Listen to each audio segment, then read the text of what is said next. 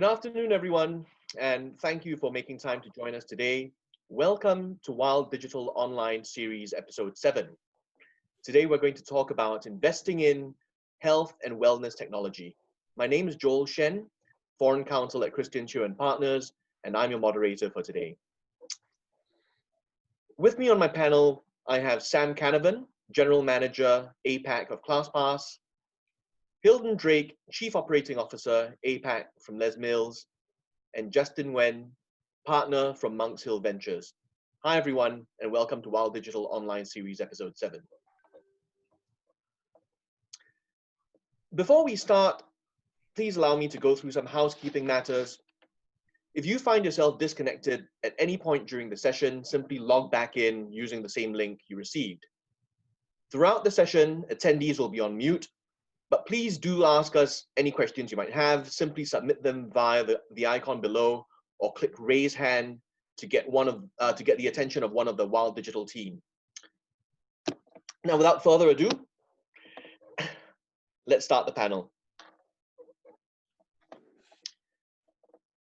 Before we begin, I'd like to give our panelists the opportunity to, about 5 minutes each to introduce themselves and their business. Perhaps we could start with Justin. Sure. Okay, hopefully you guys can hear me okay. If not, type in the chat window there. So my name is Justin Nguyen. I'm a partner at Monks Hill Ventures. A little bit about myself. So actually, I've been with Monks Hill for about the last 4 years now. Prior to Monks Hill, I was actually previously the founder and CEO of a gaming company headquartered in Shanghai, and then prior to that, a SaaS company as head of engineering in the Silicon Valley. So about 20 years of operating sort of on the other side of the table, and then decided to switch over to do ventures. For those who don't know Monks Hill, we're a early stage, about Series A, Southeast Asia focused venture capital fund. I think what we're probably best known for, probably two things that we're best known for, is that the firm is entirely led by entrepreneurs and operators. So all of us came out of founders of startups, usually CTOs or significant roles at sort of global startups now, both in Asia and in Silicon Valley. And the other thing that we're known for is, so I'm calling in based in Saigon right now, but that we have boots on the ground in the major countries here that we serve. So we have people in Singapore, Indonesia, Vietnam, Thailand, right, and growing. So those are probably two things that we're best known for here. As I said, we invest in early stage startups, right? So Series A, we have done probably little over 20, probably reaching mid-20s now investments in Southeast Asia, including 2 in the health tech sector, GeoHealth and BotMD, which hopefully we'll be able to get to a little later on. That's it for me. Brilliant. Sam, do you want to tell us a little bit about yourself and ClassPass? Sure. 5 minutes is very generous of you, Joel, considering this is one of my favorite topics. So I might only take a few minutes, lest I get tangential. So my name is Sam Canavan. I'm the General Manager of ClassPass in Asia Pacific. So I oversee 10 different countries, including mainland China. Justin, I'm not sure, probably to be fair, you know a lot more about it than I do, but I'm getting my head around mainland China, Hong Kong, Australia, New Zealand, Singapore, Malaysia, Philippines, Thailand, India, Indonesia. And ClassPass is the world's biggest fitness and I guess wellness aggregator, the original fitness and wellness aggregator. So founded 7 years ago in New York by our wonderful female founder, Pael, in her late 20s, just annoyingly young, how successful Pael's been. And she was wandering around New York City and wanted to find a dance class. Pretty simple premise. And she could not separate the wheat from the chaff. She had to Google, she had to try and figure out where to go, what was good, what wasn't good. And after an hour, she gave up and decided that there had to be a better way to do this. So she quit her job at Bain and started ClassPass. So that was 2013. Fast forward to the start of this year, and we raised our 6th round of venture capital and took our valuation beyond $1 billion, which is extremely exciting. But the premise of ClassPass is it's an app and a website, and you can book more than 30,000 fitness and wellness experiences in 30 countries around the world, and that's rapidly expanding. So it doesn't matter whether you want a massage in Shanghai or to do yoga in Singapore or a Barry's Bootcamp class in New York. You just open your ClassPass app.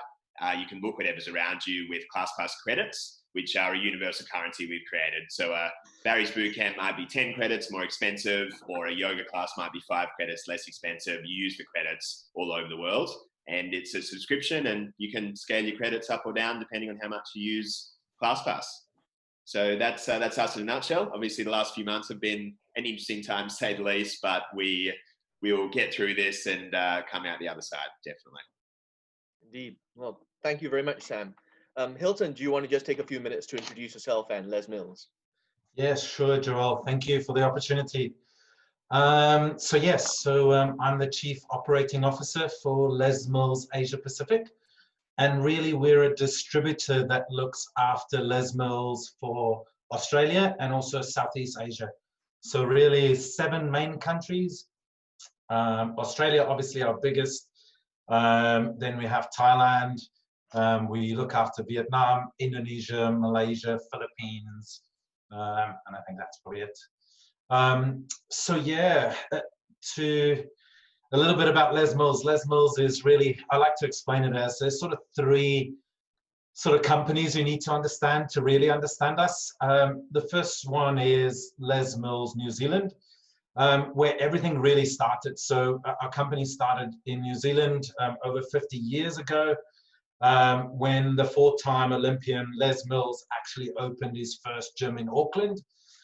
And still today, that are some of the most successful health clubs globally.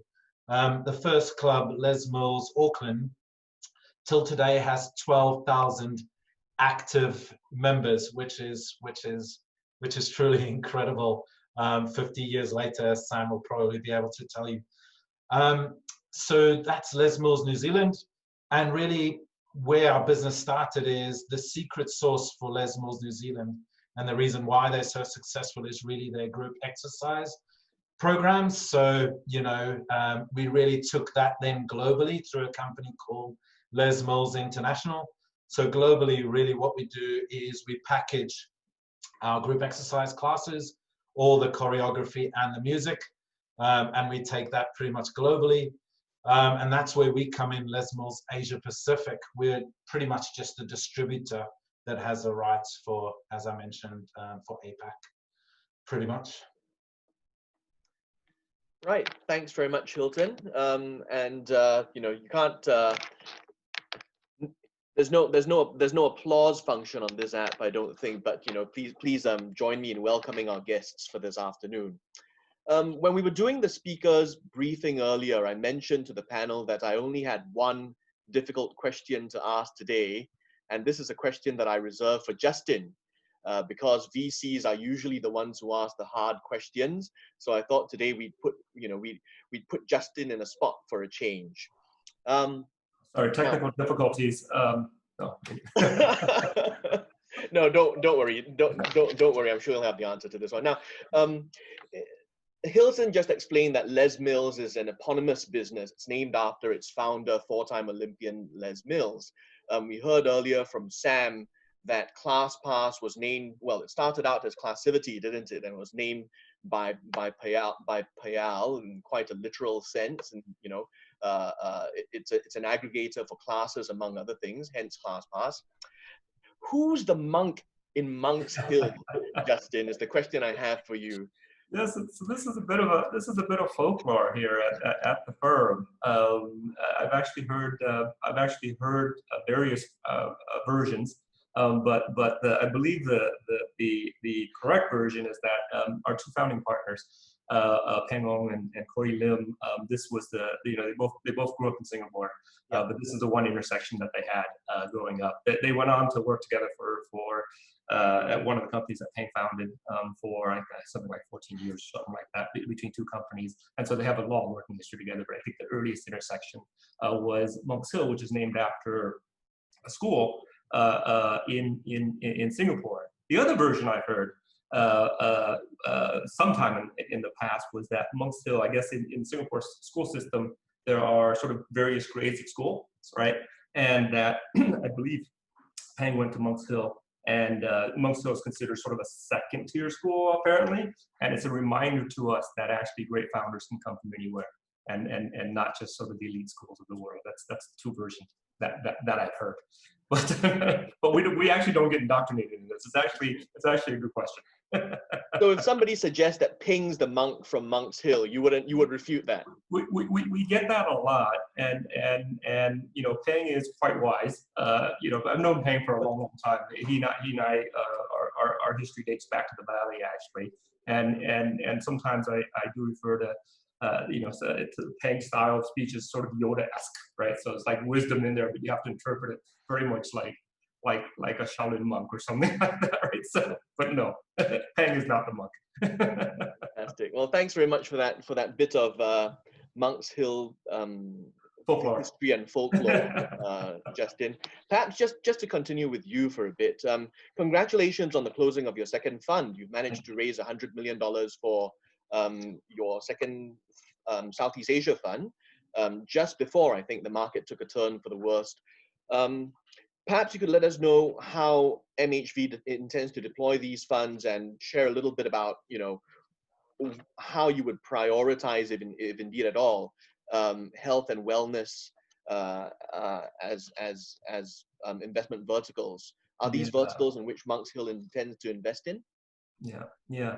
A good question. So first off, I don't think it really changes how we look at companies, right? Monk's Hill has always been we're very first principles of type people, or all the partners are actually ex-engineers, right? So we take that approach to looking at you know, things like the company, the solutions, the size of the market, right? So we look for great teams attacking really big markets on a very first principles level, and we're sector agnostic, right? So if you look at our investment portfolio, we have, you know, everything from last mile logistics with you know, our first investment was in a company called Canavan, right? Which you know, if you bought anything in the last 3 months, chances are they might have participated in delivery. All the way to robotics, we've done an EV electric vehicle investment, right? So it ranges the gamut. That said, I think this current global crisis that we're in does highlight the need for certain things out of health and wellness, right? It's going to accelerate it. So I think I wouldn't say we're focused on it, but we're certainly seeing the opportunities, and we're seeing that some of these things now is a good time to accelerate. In some cases, launch. In our cases, the companies that we look at accelerate adoption, and you find that, like, for instance, you know, hospitals figuring out how to remotely monitor patients, right? In the past, it might not have been so important. Now it's literally life and death important, right? And so I think you see those things accelerate. And so to that extent, just by sheer volume, you know, we do spend more of our energies on it. I can tell you right now, looking at it like a handful, right? In this space, and we can get into that. So yeah, that's it. But fundamentally, you know, we're steady as she goes. Fund 2 is very much to be deployed. It's very similar to Fund 1. Sure. Thanks very much for that, Justin. Perhaps we can change gears a little bit, and could I get Sam to speak a little bit? So congratulations, Sam, again on your latest fundraising round. As Sam mentioned earlier, ClassPass became the decade's first unicorn in January 2020, after having raised, I think it was a $285 million Series E, which took its valuation just over $1 billion. Sam, how has life changed for ClassPass now that it's a unicorn? Well, one thing I can say is that life has changed massively, irrespective of the funding with COVID. So we are incredibly grateful that we are so well capitalized. To be fair, we raised our Series D in July 2018, which was $85 million US. And then, as I'm sure, Justin, you can attest to, oftentimes you're just funding almost permanently, right? You're sort of meeting for months on end, and hoping that at some point the next round will come in. So we had July 2018 one funding. 18 months later, we closed our Series E. So if that funding was drawn on maybe another 2 to 3 months, COVID would have started to hit, and our business would have been in a much worse position, certainly much less attractive for the VC. So that's the first thing I'd say. We're very thankful to El Caterton and Ajax for bankrolling the Series E. And it was extremely exciting. The unicorns for the decade's first unicorn, ticking over the $1 billion valuation. We were quite explicit in not going forth and talking about unicorn in our press release, and yet that was all anybody wrote about. That everybody is quite seduced by this idea of the elusive made-up animal with the horn. So it honestly was huge for morale internally as well. It's something that in startup world is maybe the most feted accomplishment to get to the triple-digit valuation, and certainly for our partners as well. I mean, ultimately, as a two-sided marketplace and an aggregator, we live and die by the quality of our supply. And as good as our technology is, our supply is our product, and that has to come first. So I think maybe the single biggest benefit of the new funding and the press coverage, and I guess the plaudits, was the fact that our partners, 30,000 partners across the world, could then say, okay, ClassPass is whatever doubts we may have had in the past, or we, as I'm sure you guys know, have been through several different business model iterations over the years. Now, clearly, a couple of the best VCs in the world have chosen to invest this heavily. ClassPass is here to stay once and for all. It's well capitalized with years worth of cash runway now, and the partners then had that surety that we were going to be there as support and help for them for the long term. 7 years old as a business, and certainly not going anywhere. So I think maybe the single biggest positive to come out of the funding was to once and for all legitimize ourselves in the eyes of our partners. And certainly I touched on credits before as probably the single most substantive change to our business model. Credits has only been around a couple of years. Back in the old days of ClassPass, Classtivity, we had an unlimited model. So it was pay $100 a month to get unlimited classes, which saw our users spike hugely, but there was a lot of discontent from our studios.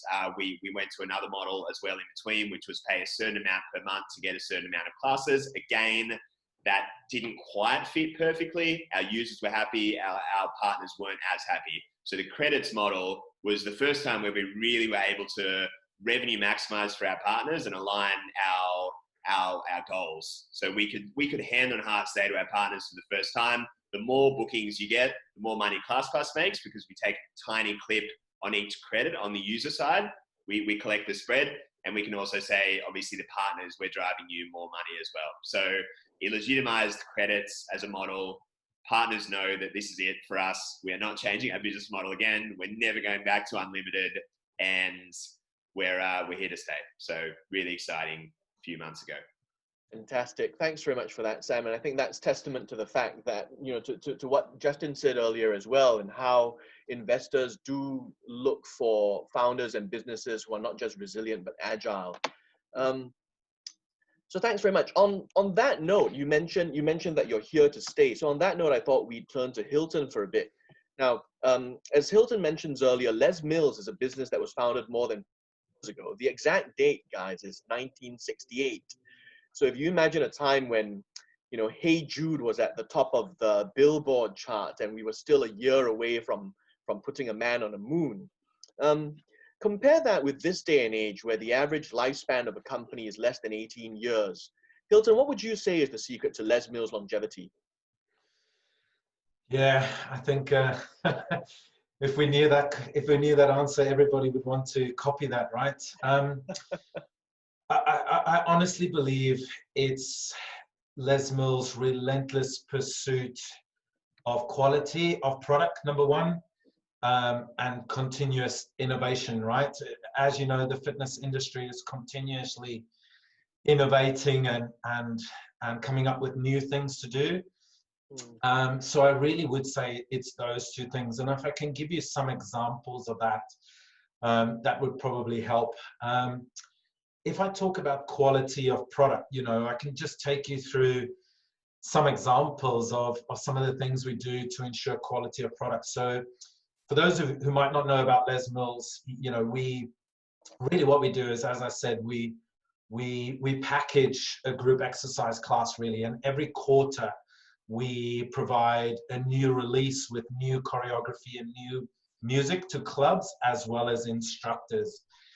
And really the process that goes through is that for 3 months, that new release is worked on. Firstly, step number one, for example, the people that do this will search through over 1,000 songs to find the right music to suit the release. That's sort of step number one. Step number two, then they'll fit in the choreography to make that work. Then what we do is we test it in our New Zealand clubs, and it goes through numerous reiterations where we get feedback from our members in the New Zealand clubs. And then once we believe we have the correct product, then only it goes to production. Now, and when I say production, Sam might have seen some of our productions before. I mean, we spend a considerable amount on these productions because we now obviously also take it virtually plus to the on-demand, which I'll talk about a little bit later. But we spend a lot of money on these productions. And then we also take it to our instructors and package it for our instructors so that they can learn it and then launch it back at club level.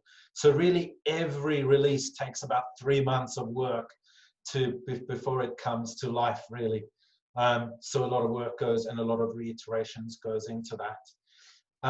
Secondly, as I said, innovation. Once again, we started way back in the days with which still one of our most popular product called Body Pump, which is our sort of strength training workout that most people will know about. But currently we have actually 19 different products. So we continuously innovate with new products to show the latest trends. An example of that would be bar is sort of one of the latest trends in group exercise. So we sort of produced a bar program. But not only do we innovate in terms of programs, we also innovate in terms of different ways to, as I said, live has probably been our main product for many years, but we now have a virtual product as well that sort of complements our live product. And really what virtual product is that gives clubs the opportunity to run classes during those off-peak times when normally they weren't able to run classes.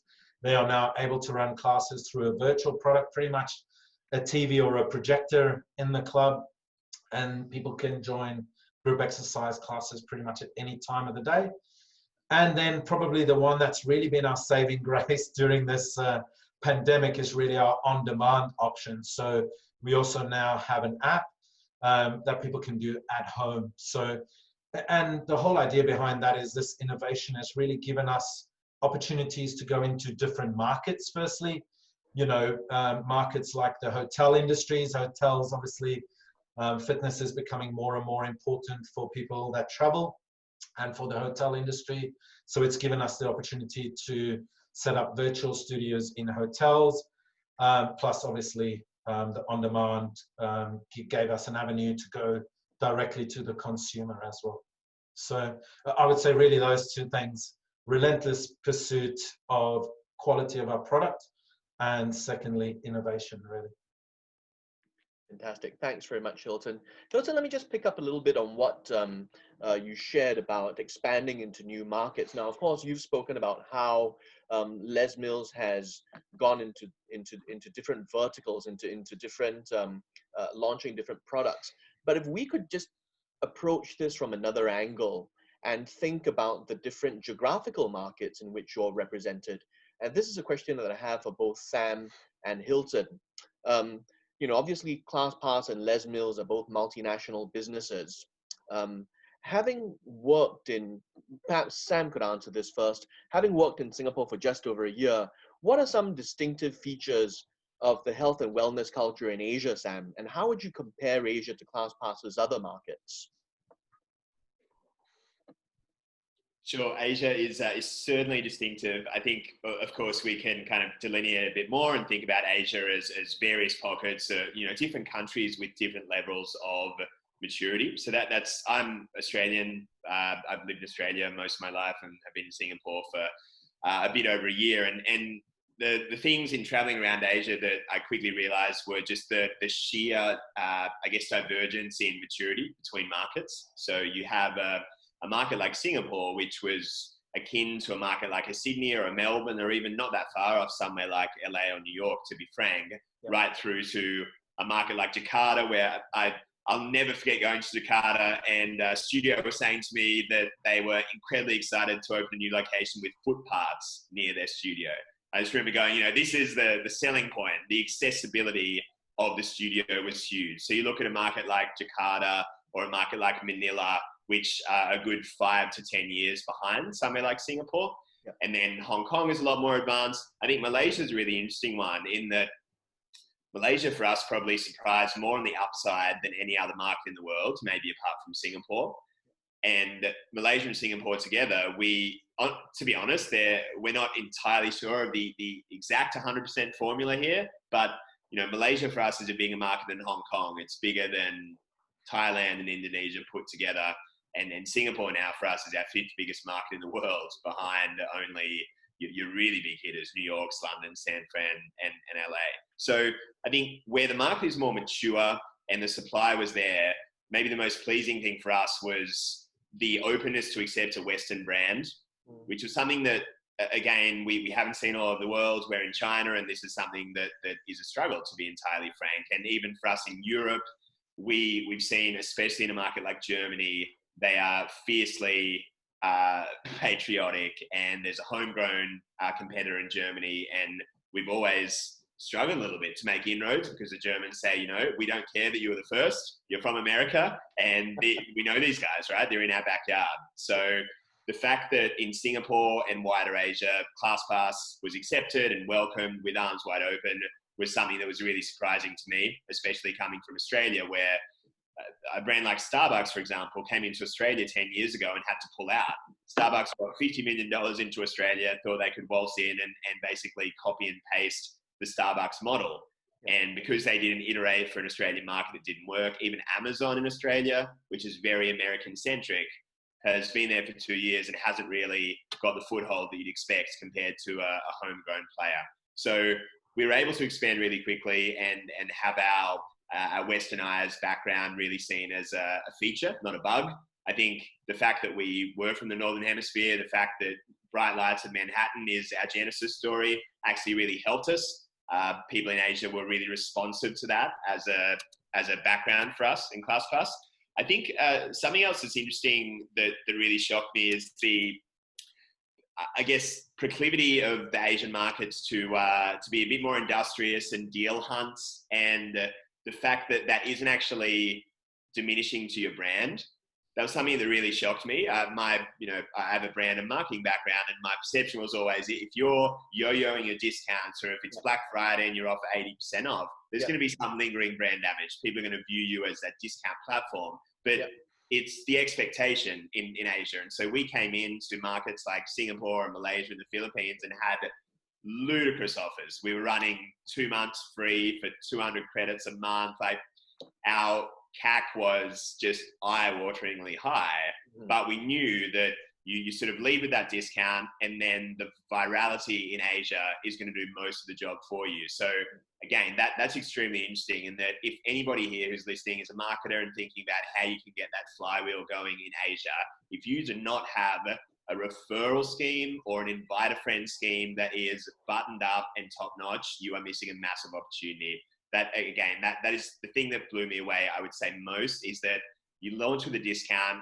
you have an attractive referral scheme, and then obviously Asia is so digitally connected and especially so mobile centric, that would just spread like wildfire. So our referral platform in Asia has been by far our most efficient acquisition channel for the last 2 years. Our paid media budget has been anemic because we sort of leave with the offer, the supply is good enough, and then we just wait for essentially the viral loop to kick in Asia, which we, to be honest, didn't have that luxury in a market like Europe, where it was a slog and we had to really get in the trenches.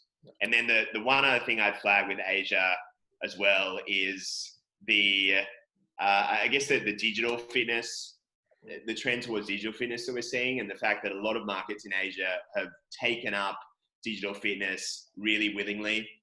A couple I'd call out are Kuala Lumpur and Singapore especially. So when ClassPass was forced to close pretty much all of its studios around the world in March and April, we spun up a digital product, which was a live stream product. We had about 1,000 partners across the world offering live stream, and both Malaysia and Singapore were top 10 countries for us. So we had, I think Singapore was our third biggest country in terms of reservation volume. Malaysia was about 6, on par with Paris and Sydney. So the appetite for digital fitness in Asia has been extremely pleasing. I think it's partially down to the weather. Outdoor fitness isn't really something that people want to do. It's partially down to the convenience factor, I think. And it's partially down to probably things like movability in some of these markets. It is quite an effort to get into physical classes. And just one, I know this is a long kind of spiel, but one really interesting stat, I think, for people listening, we found that in Kuala Lumpur, Singapore, and the Philippines especially, about 80% of our users told us that in a post-COVID world, they would either predominantly work out online or use a combination of online and in-studio fitness in wider Asia. Whereas in Australia, it was only about 40%.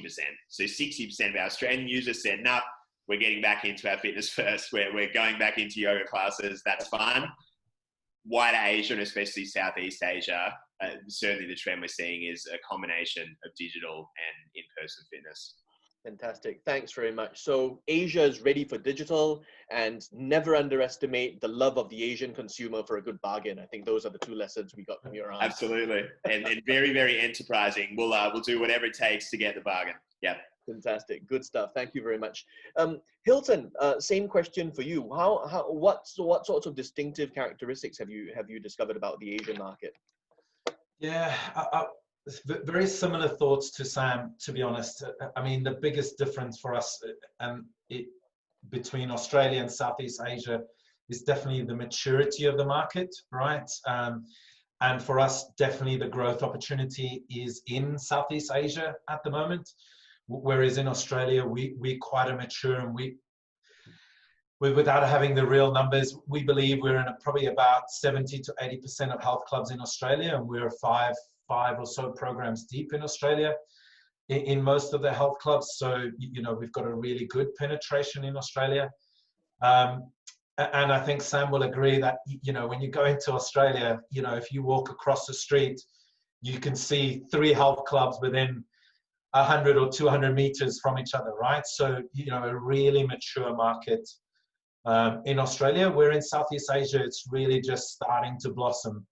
And there's still, you know, people talk here about competition, but really competition's still very small over here. There's still lots of room and opportunity in the market. So I definitely say that's the biggest. Where I do need to disagree a little bit, and I think this is happening a little bit. I think when I arrived in Malaysia 14 years ago already now, I think there was a 5 to 10 year difference between the Southeast Asia market and the rest of the world. But I think slowly but surely that is narrowing. And I think that the main reason for that is the connectivity these days, right? You know, people traveling abroad a lot more, people seeing things a lot quicker. And you can use some examples of, you know, boutique studios where, you know, some boutique studios in Southeast Asia is pretty much on par with a lot of studios globally. So, you know, I think definitely that period is decreasing, where previously, you know, when I arrived 14 years ago, you could see something happening in LA first, you know, then it would happen in London, then it would happen in Australia, then it would happen in Singapore maybe first, and then it would sort of spread. Where nowadays, you know, you see it quite quickly. Things go up and people picking up trends quite quickly in countries even like the Philippines, where, you know, you see some really good boutique cycling studios already up and running. So I just think that gap's narrowing all the time as fitness is becoming more relevant in Asia as well.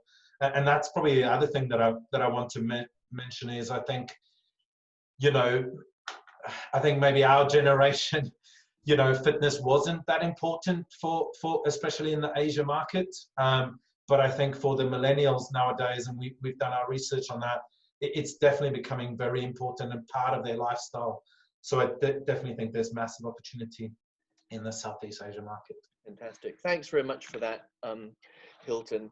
Guys, I'm just conscious that there's been a stream of questions coming in, and I want to try as much as possible to answer as many of these as possible.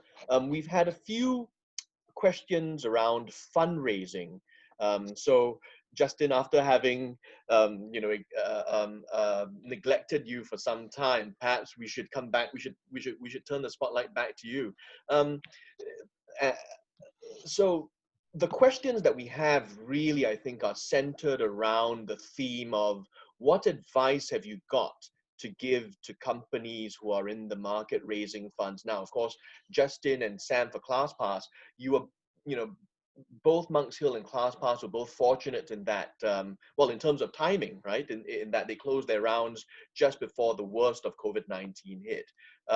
There was a question that came through for Sam originally, but I think Justin might be equally well placed to answer this question, which is, what are some of the things that the business might do to encourage an investor, if you will, to make the decision to invest? Yeah. Perhaps we could start with Justin. Sure. And I think Sam actually already slipped in a bit of advice, and I'll just reiterate in a second, and from there. But I think the first thing is solid unit economics. Okay, I think the investors will understand that there's some external factors, that can affect short term, but long term, how do you look? I can tell you, actually just this morning ran across my desk that there's a travel company, right? Of all things being affected, travel's probably being affected a lot. There's a travel company that actually that just closed a double-digit $1 million round. Okay, that was raised and closed during COVID here. Why? Because people do generally understand, investors do generally understand, right, that we will come out of this, and this desire to travel, right, will still be there. You still want to go places, you still want to see things, and yes, we're going to have some augmented, maybe AR stuff and things like that, right? But that will pick up, and if you're fundamentally sound, right, that they'll factor in, we'll have to make a guess as to when things will pick up. Folks talking 2 years, 1 year, but if you're fundamentally sound, this could actually be a good time, because some of your less sound competitors might go away, right? Or their chances of acquiring things like that. So it goes back to actually what I said earlier about how we look at investments, right? First principles, right? So if you take a hard look at your business from a first principles perspective, do the economics make sense? That's what Sam said earlier, right? Is it that the more people use, the worse it is for the company and the gyms, right? If that's the case, it might not work, right? But if more people use it and you're doing your job well, and company makes more money, gym makes more money, those are sound sort of unit economics no matter when. And then it's just a bet on not the business, it's a bet on how long this might last. And of course there's risk in that, but we're in the venture world, right?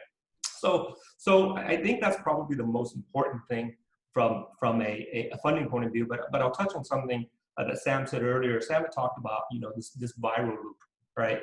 And actually my previous company where I was founding CEO, we did a gaming company. And I used to always tell my product managers, virality and any sort of referral has to be built into the product as much as possible, the user experience. And I'm using the term product pretty loosely here, as much as possible. Because I can tell you with absolute certainty after 20 years, 2 companies, right, across China and the US, your cost of acquisition, no matter how good you are, no matter how optimized you are, no matter your SEOs, your content marketing will only ever go up, right? And so the best way to divide that down, right, is to have a healthy, and of course advertising is a part of it, but we'll have a healthy mechanism for your best engaged users to refer one another, right? And you can kind of show those 2 strategies, right? Those 2 things, right? Solid unit economics, and that you're thinking about, a year from now, 2 years from now, when digital spend becomes, when your cap, on digital spend becomes unaffordable, right? Where the unit economics don't make sense, then that you have something there, right? And there's a whole bunch of other stuff, right? But those are probably the 2 broad ones here. Yeah. Cool. Sam, same question for you. I mean, having successfully raised money and quite a significant amount of money just before the markets took a turn for the worse, what advice have you got to an entrepreneur who's in the market now to fundraise? Yeah, so to add on top of that, certainly to be quite actionable about it, it's a grind. You know, if you're thinking about being a startup and an entrepreneur who's going and raising money, you are not going to waltz into the first door you enter and raise the money. And I'm sure, Justin, you can chuckle at that. But even to be fair, like even, and I don't mean for this to be demoralizing at all. I mean this to be quite frank. You know, Fritz Lammen is our CEO, brilliant, very intelligent guy. He's founded and exited several companies himself. He sold the company to Pinterest. He's been an early investor in Square and Uber. And anyway, very established guy in Silicon Valley who's raised 6 rounds of funding for ClassPass before. It still took us more than a year to, you know, we had to hit the road. We had to meet with as many VCs as possible. There are, with Temasek out of Singapore, led a couple of previous rounds. There are rules around Temasek. They won't lead more than a couple of consecutive rounds. So we couldn't necessarily count on the previous backers. So all options were on the table. So that's one thing I'd say above all else is that it's going to be a grind. It's similar to sales generally. It's going to be a numbers game, certainly. Your close rate might be, it'll absolutely be single digits. Maybe it's 1 in 100, but it's volume and just iterating on every single meeting, trying to, if it's a no, fine, but just trying to understand why and genuinely trying to log that and then see what are the commonalities here, which part of the story isn't resonating. And then one other thing which was quite a key change for us amidst this last round of funding is that we had the WeWork saga. So in between 2018 Series D and 2020 Series E, the appetite for these incredibly high growth and incredibly high burn startups, the appetite for that sort of funding dried up a little bit. So we had SoftBank, who went from lauded to a very cautionary tale. We had WeWork, which went from on paper a $40 billion valuation to now nothing. And we had IPOs of the likes of Uber, which were a bit underwhelming. So for the first time, really, we had this wonderful little period of 5 to 7 years where it was more about users above all else. And, you know, we'll monetize them down the road. We'll figure out the LTV down the road. But a huge change happened when WeWork essentially, turned a corner and it's not a corner that anyone else wanted to turn. And for the first time, we were having genuinely in-depth conversations about path to profitability. At what point is ClassPass going to be, LTV to CAC positive? When are we going to be OPEX profitable? So that's something to flag as well, but it's not going to be enough anymore to just dine out on incredibly high user growth numbers. You have to have, as Justin said, the solid unit economics and some sort of route to profitability. Sure. Thanks very much for that, Sam. Remaining on the topic for a little bit longer of fundraising, Justin, I've got a question for you on, now I know that you said that you evaluate businesses on the basis of first principles and you don't look for any, particular traits in healthcare or wellness verticals. But the question that's come in is, are there any specific verticals that are right at the top of your list now, and perhaps something that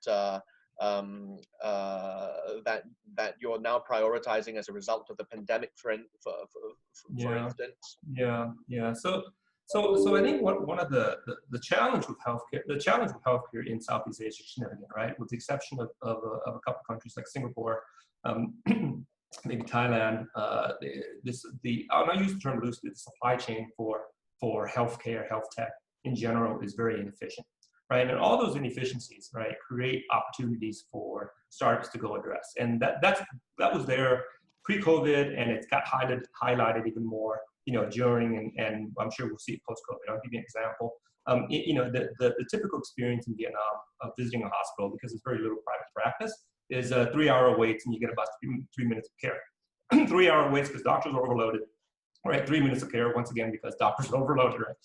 And so we invested in a company called GeoHealth that does actually full stack, right? So everyone's running around chasing asset lights, and we invested in a company that actually has doctors on payroll, right?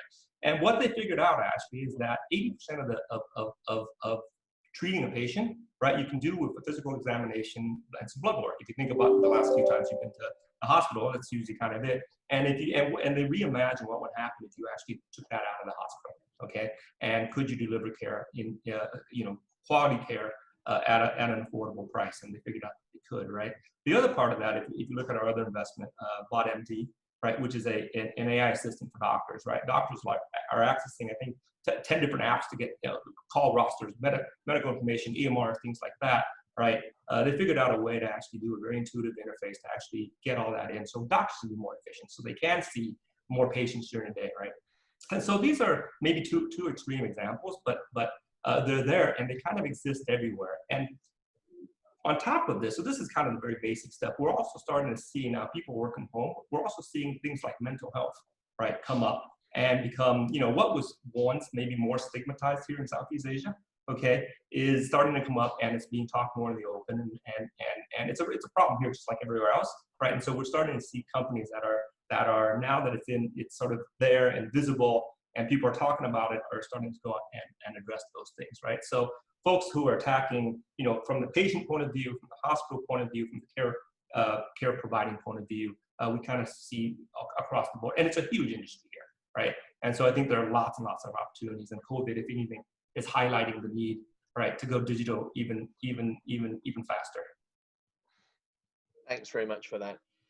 Now, we're seeing lots of interest from the audience today on how COVID-19 has affected the healthcare and wellness business, and perhaps I'd like to just tease some common themes out from these questions and address these questions to you, Sam and Hylton. So the first is, how has the pandemic affected your business? What steps are you taking to address these immediate business concerns in the short term? But more importantly, what strategies have you got to develop the business over the long term, not just to survive the pandemic, but to come out, be the first guys off the block and to come out thriving?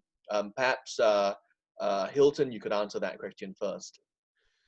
Sure. So you're looking for what strategies us as a company or what our partners can do to overcome their challenges? Well, perhaps you as a company first, and if you've got any advice for other businesses out there, we'd be happy to hear those as well. Yeah, sure.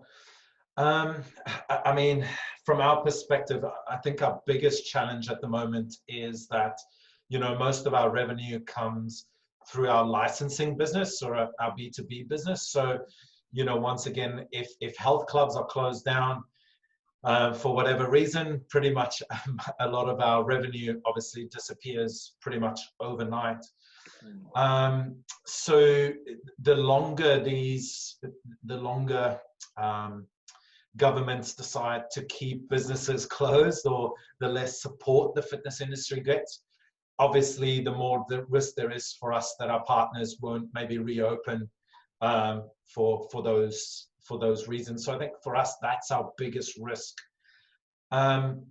Where we see the opportunity is obviously in the digital space, right? So, we've known for quite some time that our partners are looking in the digital space for a few reasons. Firstly, we know from research that the younger generation, the millennials, are using both the health club, but they're also using online versions as well. So they use a blend of both. That they're not only exercising in their health club, so they can maybe make it to their health club 3 days a week, but they actually want to exercise 5 or 6 times a week. So a lot of health clubs have been looking at a digital solution, and pretty much what COVID has just done, it's just sped up that whole the whole process, right? Where clubs had to really speed up and invest most of their money and their time in having that digital solution. So we believe the biggest change from the club's perspective, and our biggest opportunity, is to support clubs with that digital solution, because we already have the infrastructure and have done most of the work for them. So to give you 2 examples, when COVID hit, for example, because of our app, we were able to go to our partners and say, you will be able to offer your clients 60 days for free on our app as an affiliate partner or as a partner of ours. So, that really helped them to keep their members engaged with them during this period. And then secondly, right now, we know that obviously digital it was not only a COVID thing, it's a long-term thing that you know, clubs are going to look at that combination between offline and online going forward. So we've also now gone and done a lot of work to ensure that our partners can live stream our classes. So one of the biggest stumbling blocks we had when all this hit was because of the music that we use and music rights, we weren't able to allow our partners to live stream. But we've now gone through some big negotiations with the music companies, and through our good relationships, we're now able to allow clubs to live stream, and we're able to offer a live stream license. So I think that's sort of the way going forward. So in summary, I think if clubs really want to survive the next period, you know, I think they will have to have that blend of live and digital. A lot of clubs are looking at digital memberships to support that. You know, once again, we're finding that obviously we've seen in Hong Kong, in Victoria, in Jakarta now, where there's been sort of a second wave and clubs have been forced to close again. So clubs being more ready and having that digital solution or a digital membership available to their members so that they don't have to go to zero revenue, but can maybe still collect 20 or 30% of their membership dues to keep them going. I think that's really the key for clubs in the long term. Fantastic. Thanks very much for that, Hylton. Sam, same question for you. Yeah, I'll just agree certainly with digital. I'll just add a couple little points on top of this. So I think that the macro point is that the opportunity is huge in the long run. So we know that health is more pertinent and more top of mind than ever before. I'm sure everybody's seen the statistics. As much as the death rates are reported in COVID, the underlying statistic is often this person had a pre-existing health condition, this person was overweight, this person was not looking after themselves. So as much as, sure, things are flatlining now, we know that there's going to be this global awareness of, okay, we've had this pandemic, we never want this to happen again, or you know, not in the near future. What is the number one thing I can do apart from the NPI, non-pharmaceutical intervention, things like washing hands and physical distancing? The other factor that's going to diminish your risk of contracting something is being as healthy as possible. So that's one thing I'd say, is that the opportunity is big. The target addressable market has expanded. Some other thoughts on, just some of these are a little bit left of center, but I think just worth noting as little thought starters. So certainly digital. Digital though, the difference between on-demand and live stream, I think it's interesting. ClassPass launched a live stream product initially, and we've actually just launched an on-demand product as well, because we saw that the majority of our users actually wanted on-demand. So I think you could say it's analogous to the TV industry and content consumption. So sometimes, maybe 20% of the time, you want to tune into free-to-air TV to watch live sport because your mates are watching at the same time. You want to know the results. It's your favorite team. We'll call that, favorite instructor. You want that maybe 20% of the time.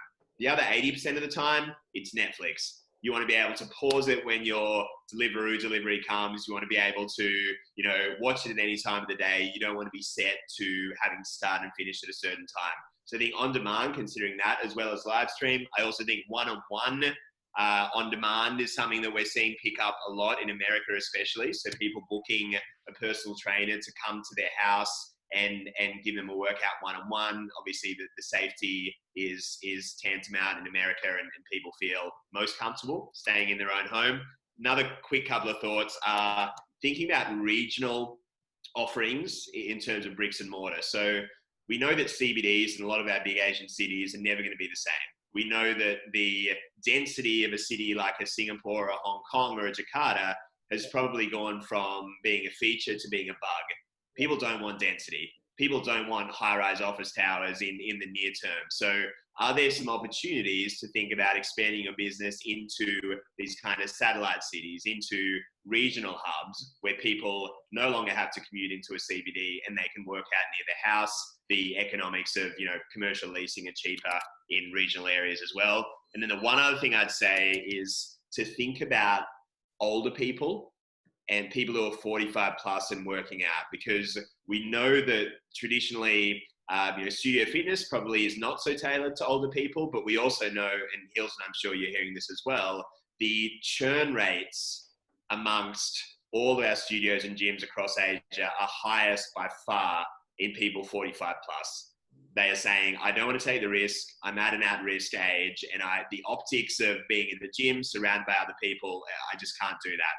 So that's one other thing I would have kind of percolating if anyone's here and enterprising on the call. How can you tailor a product for older people? So it's probably the barrier to entry has got to be lower. Maybe the intensity is lower. Maybe it's more focused on mobility and stretching.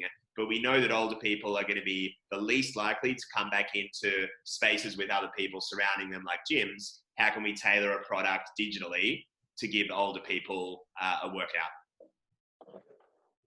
Fantastic. Thanks very much for Sam. So, ladies and gentlemen, you now have the top, potential verticals for or trends or opportunities in the fitness market, and we're conscious that we've got an investor on this call as well. So, if any of you are keen to develop a business model and pitch it to Monks Hill, now's the time to do it via the Q&A. I'm just conscious that we're coming to the end of our session. I think we might have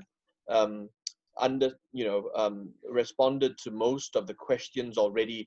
I think we might have a couple more relating to technology. And again, the themes in this are how would you view the interplay between online and offline, the online and offline components to the business? Do you see the online part of the business overtaking the offline in terms of revenue contributions at any point?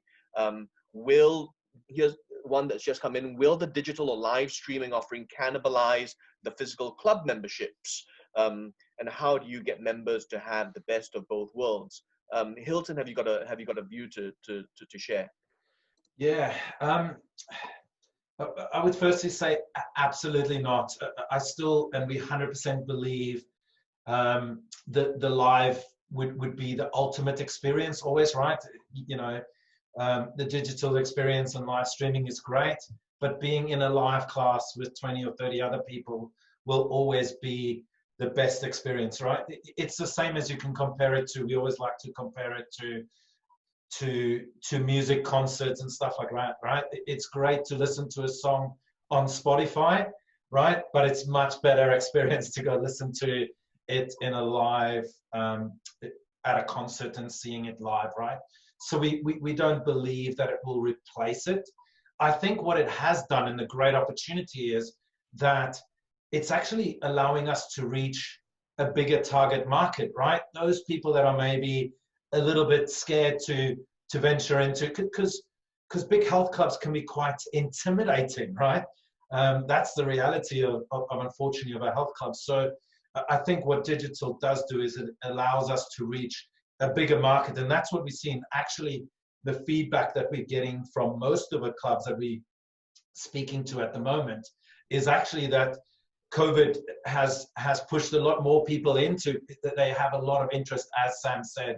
I think the one good thing that's going to come out of it is definitely people realize the importance of health and exercising a lot more now than ever before. So, I just think it sort of supports each other rather than takes away from each other, to be honest.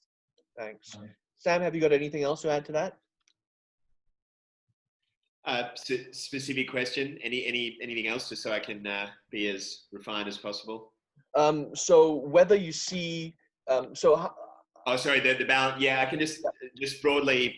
One thing I agree with Hylton in that initially the fear generally was all over the world, certainly for us, was that consumer behavior would be changed forever and nobody would conceive of the idea of going to a physical space again to work out. We now have a whole bunch of markets open across the world. Hong Kong obviously was shut down, but we had that open for a long time. A lot in America, Europe's opening back up as well. And we've been really pleasantly surprised at the rate in which people have come back into studios. So demand is still there. The thing that has, I guess, surprised us on the downside is that it's been a bit slower generally for governments around the world to open fitness back up. So I think I think we'll see consolidation in the industry. If your offering is not unique and not done extremely well, or your economics of your business are not right, then you're not going to make it, which is fine. It's not necessarily a bad thing. And then digital will be a cherry on top for a few of the established in-person players. And then I really think we're going to see a handful of digital-centric players who control a lot of the digital-only demand. So think of Peloton, think of the likes of Center by Chris Hemsworth. I mean, Peloton's production budget's more than $100 million a year. So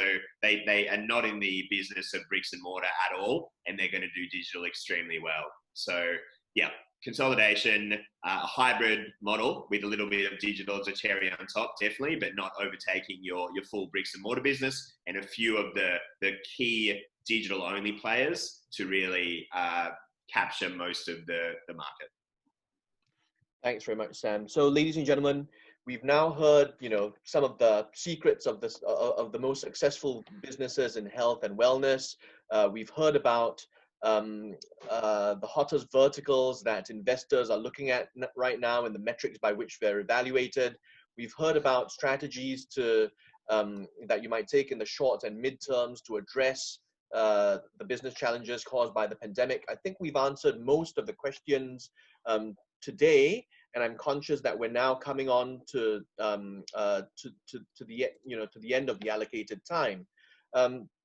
So if you could just join me, ladies and gentlemen, and I know again that there's no clap function, but if you could just join me in offering our warmest thanks to our panelists for today, Sam Canavan, Justin Nguyen, and Hylton.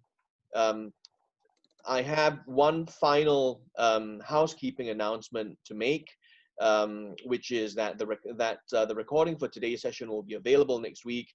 And you've not already done so, please remember to register for next week's episode and stay tuned. Thank you very much, ladies and gentlemen, for joining us, and thank you for your interest. Have a good day, all.